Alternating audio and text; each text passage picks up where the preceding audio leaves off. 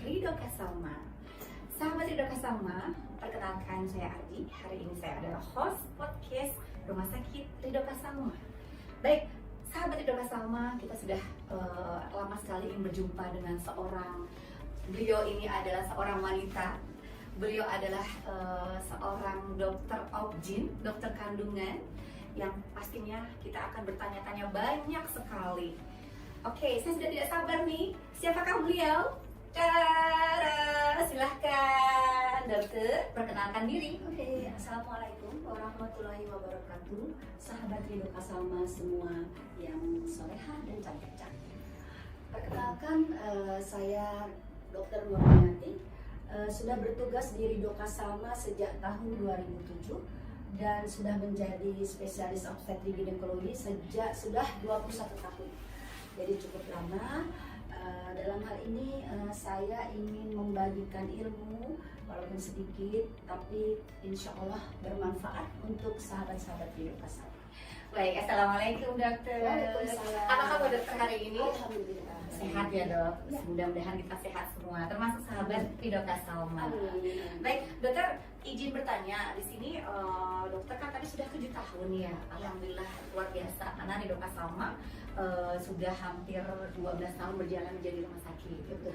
Dok, izin sahabat Ridho Kasama pasti banyak ingin bertanya-tanya. Dokter ini prakteknya di hari apa saja, jam berapa gitu? Oke. Saya berpraktek dari Senin sampai hari Jumat dari jam 10 sampai jam 12. Tapi kalau ada kasus-kasus emergensi biasanya sampai malam, nggak pulang-pulang. Iya, luar Hari biasa. Sabtu dan hari Minggu juga tidak menutup kemungkinan saya selalu ada di situ. Baik, luar biasa ya, loyalitas dokter obgyn memang. Baik, sahabat Ridho Kasama, jadi beliau adalah salah satu dokter terbaik kami juga.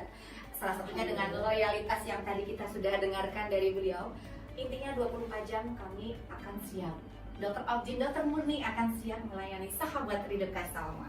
Baik, dokter, kita hari ini ingin membahas tentang pentingnya nutrisi bagi kehamilan. Dokter barangkali bisa share kepada sahabat Ridho Kasama, Oke. seperti apa gitu. Silakan dok. Assalamualaikum warahmatullahi wabarakatuh.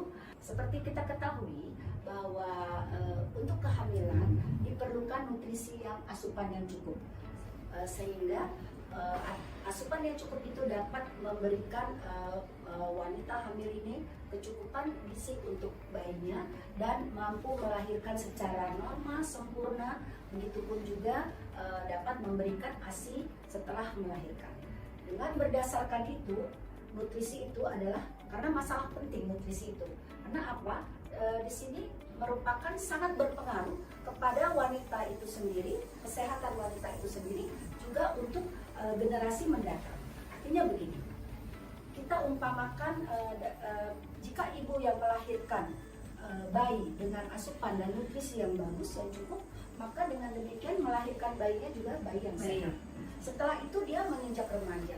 Remaja juga kan memerlukan, karena asupannya yang sudah ada, yang pertama sudah sehat, berarti asupannya juga bagus, gizinya bagus, sehingga dia menstruasinya sesuai dengan umurnya, biasanya sekitar umur 11 sampai 13 tahun. Dia tidak mudah terkena infeksi karena pemberian ASI yang cukup dari ibu yang waktu melahirkan.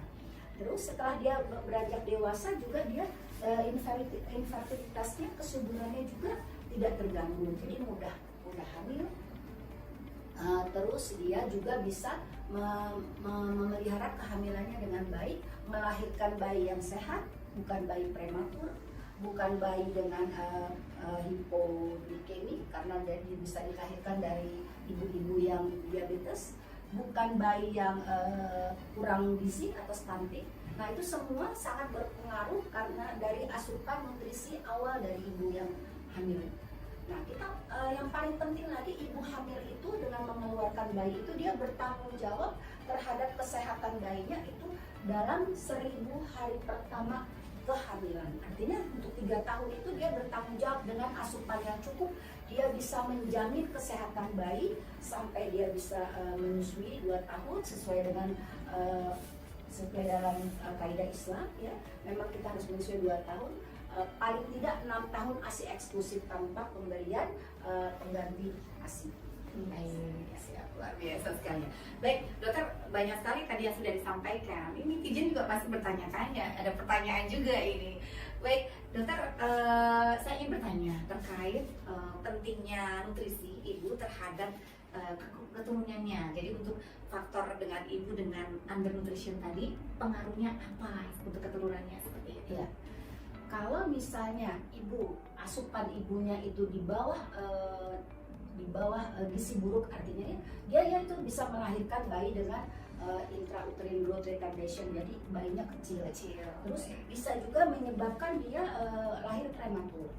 Terus bisa juga dia menyebabkan ibunya menderita diabetes, jadi anaknya juga malah kekurangan hipoglikemi, juga dapat mencetus sebagai preeklamsi. Jadi banyak sekali. Nah, tapi sahabat-sahabat Ridoka, kita perlu ketahui nutrisi itu apa sih nutrisi? Nutrisi itu ada dua, saudara-saudara ya, sahabat-sahabat, dua. Jadi ada makronutrisi dan ada mikro. Makronutrisi ini artinya adalah sebetulnya sumber energi yang diperlukan yang besar untuk mempertahankan tubuh, ya, untuk pertumbuhan. Nah, ini betul-betul bahan pokoknya diambil dari makanan kita, makanan utama, bahan makan utama yang mengandung pertama karbohidrat, protein, dan lemak. Itu 3 makronutrien. Sedangkan yang mikro adalah untuk fungsinya untuk melakukan fungsi-fungsi fisiologis seperti untuk tabung saraf, sel-sel otak, memberikan fungsi untuk pembentukan sel otak, membran sel otak, untuk retina, untuk jantung, untuk penglihatan, untuk tulang, itu namanya mikronutrien.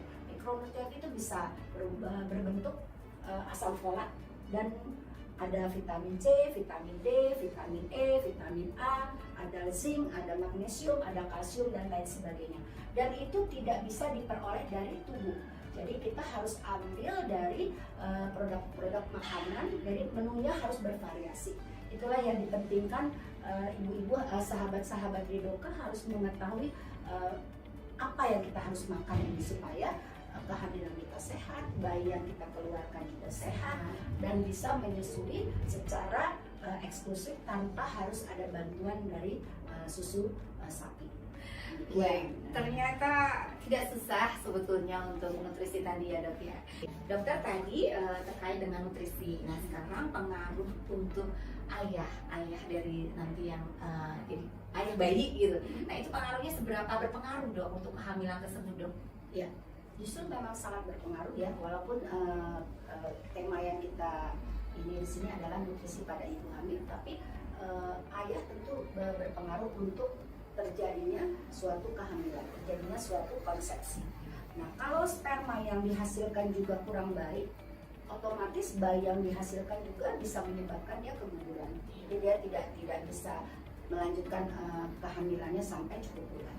Nah, tergantung juga. Jadi laki-laki juga jangan hanya mempersalahkan istri ya, karena kalau sperma itu kan kalau pada banyak orang-orang yang suka merokok, suka minum alkohol, terus terlalu gemuk, terus ada obat-obat dia misalnya maaf ya dia pakai narkoba, ataupun dia tugas misalnya ada yang memang pekerjaannya supir itu biasanya duduknya agak panas ya, di atas mesin, itu juga menyebabkan spermatozoa bisa mati. Nah itu faktor-faktor itu juga yang memang harus diperhatikan supaya menghasilkan sperma yang bagus, yang sehat, sehingga hasil konsepsinya juga bagus. Dan itu juga bapaknya juga perlu minum vitamin. Seperti itu. Iya. Baik, berarti sahabat Ridoka Salma, kita wajib pilih-pilih. Jangan sampai kita nggak pilih-pilih. Kita harus pilih-pilih ya dok. Iya. Kan kita sebagai wanita berhak memilih juga. Tidak hanya laki-laki yang memilih cantik lah, kaya lah. Kita juga memilih bibit bebek bobotnya. Itu karena pentingnya untuk kehamilan tadi. Untuk generasi penerus kita selanjutnya gitu ya sahabat. Jadi mantap kalau yang mau pilih-pilih, buat yang terbaik.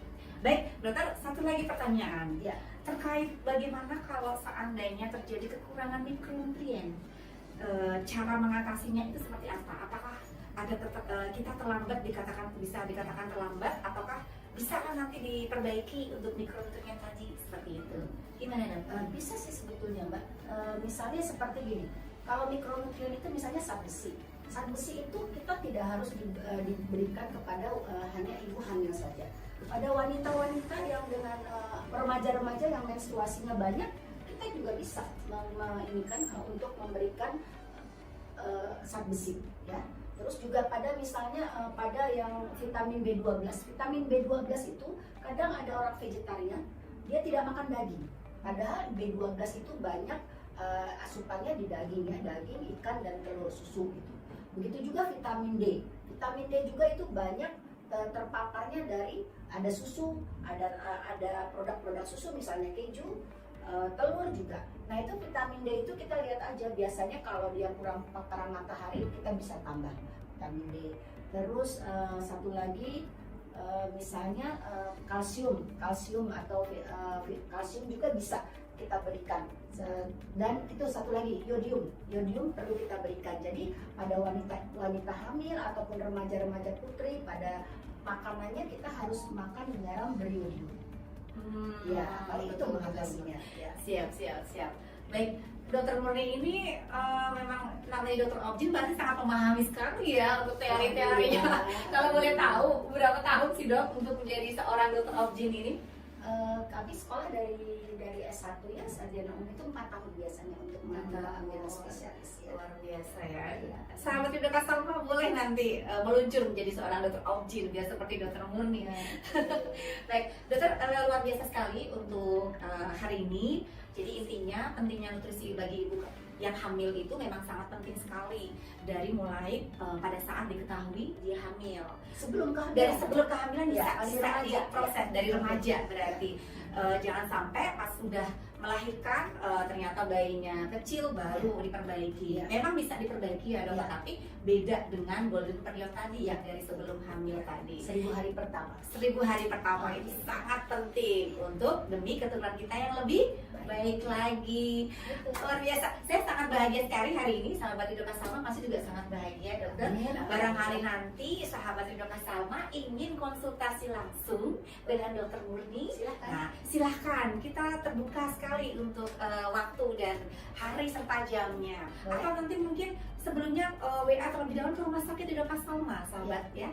Ada nomor kontak pesannya nanti ada di bawah sini. Dari call center nanti bisa sahabat untuk konsultasi terlebih dahulu. Apakah ada waktunya Dokter Murni seperti itu? Dokter terima kasih hari ini ilmunya luar biasa. Sahabat Dokter Salma pasti ingin banyak bertanya lagi. Nanti boleh di kolom komentar sahabat untuk komen-komen nanti langsung kepada narasumbernya Dokter Murni. Terima kasih atas kehadirannya. Sampai bertemu kembali. Kita juga menunggu ilmu yang selanjutnya dokter. Sehat selalu. Ada lagi Mbak. Ada satu lagi. Closing statement ya dok. Bukan, artinya gini, nanti selanjutnya itu ada kan ibu-ibu nih kalau trimester awal biasanya sahabat Ridoka ngidam ya. Nah ngidam itu adalah bisa kita atasi sendiri, namanya hipnoterapi. Iya, nanti saya akan ajar. Asik. Sudah di spill. Selanjutnya hipnoterapi. Luar biasa. Supaya karena kalau kita mengartikan kehamilan itu adalah suatu karunia, itu tidak akan terjadi muak, tidak akan terjadi muntah. Jadi di bawah alam sadarnya itu nanti kita yang hipnotis. Saya ajarkan. Skillnya cukup sampai di sini dok. Biar sahabat Dokter Salma nanti penasaran. Ketemu lagi di episode selanjutnya. Terima kasih, sehat selalu dokter. Terima kasih sahabat Dokter Salma. Jangan lupa like, subscribe, komennya kami tunggu. Terima kasih. Assalamualaikum warahmatullahi wabarakatuh.